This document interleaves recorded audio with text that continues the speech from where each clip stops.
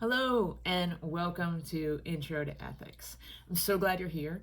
And one of the things that I'm most excited about in terms of this course and our semester together is that of all the courses we take in college, I can almost guarantee that all of us are going to use ethics tomorrow, maybe even later today.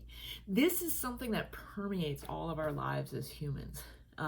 So I'm hoping that even though the next semester may be a little challenging and there may be weeks where you're just really overloaded, I hope you see the relevance and the potential meaning for some of the content that we cover. And I'm hoping that the resources that I've chosen and some of the exercises that I'm asking you to do and some of the discussion questions really help you take stuff that's a little bit theoretical and bring it down and say, and I can see this at work in my life here, or I can see this in the real world here. That is always my goal in courses, and especially online courses, because I want you to really actually challenge yourself with some pretty heavy academic stuff, but then see how that actually makes a difference. So what are we going to do here?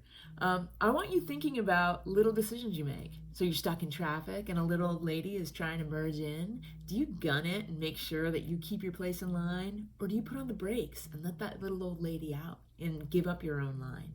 You know, when you're making a buying choice, do you spend $3 because it's a cheaper shirt? Or do you spend $10 because you know that that money is going to trickle down through the supply chain and get to the lady who made your shirt in Bangladesh, and you need to make sure she's making a living wage? Those kinds of questions. Do you actually tell them on your state taxes that you bought a washing machine in New Hampshire and then pay your state taxes on that washing machine? Those are all ethical questions, and we make them pretty quickly sometimes, but there are actual values that go into why we make those decisions. So in terms of the course that I've set up here, I hope it's meaningful for you. What I've tried to do is it's going to feel slow at the start. We're going to really think about the structure and some of the things that come into and sometimes block out ethical theory. We sometimes say, no, that's not an ethical decision because it's already been made, or not excuses, but things that sometimes block us from going deeper. Then we're going to get into some classical ethical theory and go through some of the most famous ethical theories and the most famous names so that you come out saying, yeah, I know who Kant is and I know what his contribution to this field was. Throughout all of that time, I'm going to be asking us to read some heavy material. I'm going to hopefully be really pushing case studies because that makes it all seem more relevant. And then sometimes we're just going to have a reading quiz. I hope you not feel stressed by those. That's really to make sure that we all have kind of like some high level understanding. They are not going to be nitpicky. I'm not going to ask you the name of Kant's dog.